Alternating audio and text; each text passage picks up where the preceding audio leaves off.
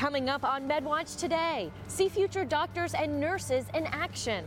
We get a behind-the-scenes look at Career Day at Community Regional Medical Center, where kids got a taste of healthcare from the operating room to the helipad. That's ahead.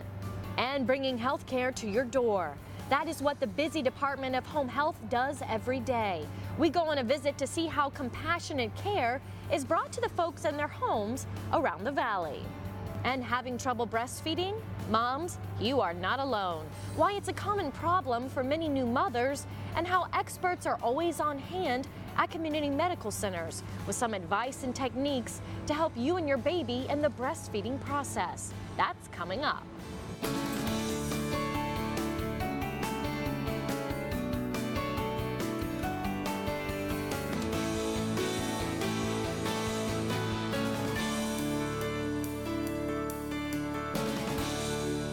Hi there, and thanks so much for joining us. I'm your host, Stephanie Bainham.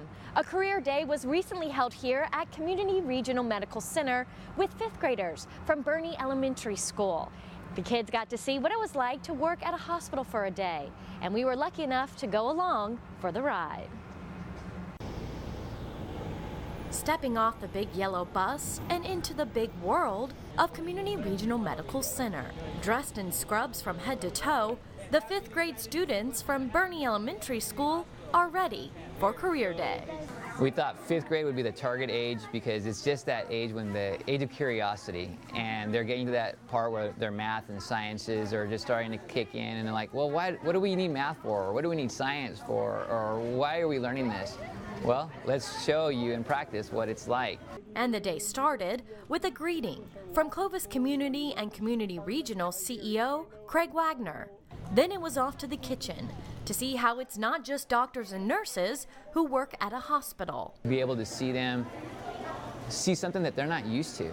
And for them, their world is their neighborhood and just their surroundings. And their world got bigger as it came time to suit up and head into the operating room. We hope we get them infected with the bug of healthcare, that they want to be those people providing that really important, compassionate care to their community. That bug has already caught 5th grader Jocelyn Murillo. I have this dream that I want to grow up and be a doctor or a nurse. Already learning what healthcare is all about.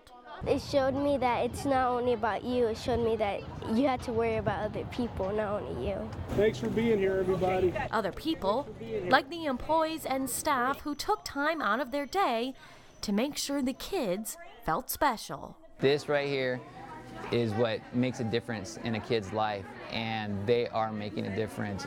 Look at the smiles. I mean, that says it all. This gives them an opportunity to see something beyond their world and have that hope and dream that someday that they can be like that. And what my eventual goal is that they'll be able to give back, just like the way community did today. From the helipad to the lab, the students' excitement was written all over their faces as they learned not only about X-rays, robots, and saving lives, but also learning that they have another place to call home. That community is for the community, and that's why we're here. And that includes our kids.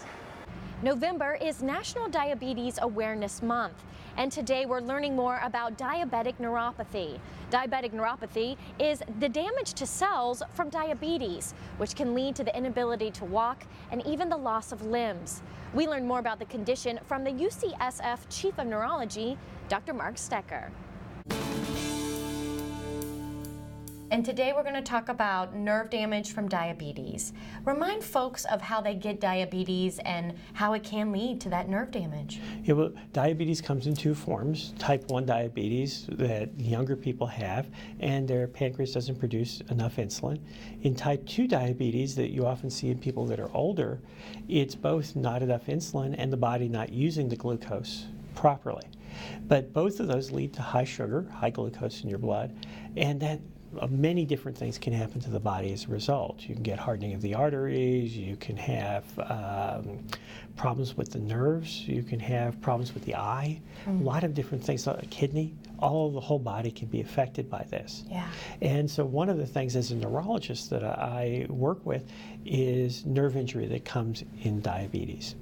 And we often call that diabetic neuropathy.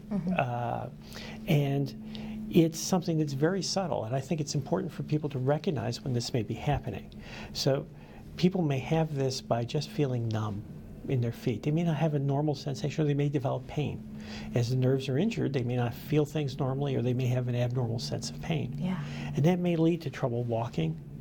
It may lead to excess pain, but it also might lead to injury to the foot. And Dr. Diabetes is such a huge issue here in the Central Valley. What's the message that you want the folks to know? I really want to know that if you go to your doctor and you have a problem that's related to diabetes, the first thing you should do is get your diabetes under better control. There are a lot of medicines that can bring your sugar down and help. Maybe they don't completely cure this problem. The sooner you get to it, the better off you can be treated. And so come to your doctor soon and say, check me out. Check your sugar, check hemoglobin A1C, which is the test we use to look. You get all that checked out, and then you'll know what's going on. But when you have funny feelings, trouble with your feet, trouble with your walking, come in and get it checked early. Because earlier you get checked, the quicker you can get better. For sure. Yeah. Thank you so much, Doctor, for your expertise and keeping everybody healthy and safe. We appreciate it. Okay, thank you. Thank you. Coming up on MedWatch today, a breakthrough in understanding sudden infant death syndrome, how researchers may have found a biological link in babies who have died from SIDS. We'll tell you about the progress that has been made up next in our health headlines.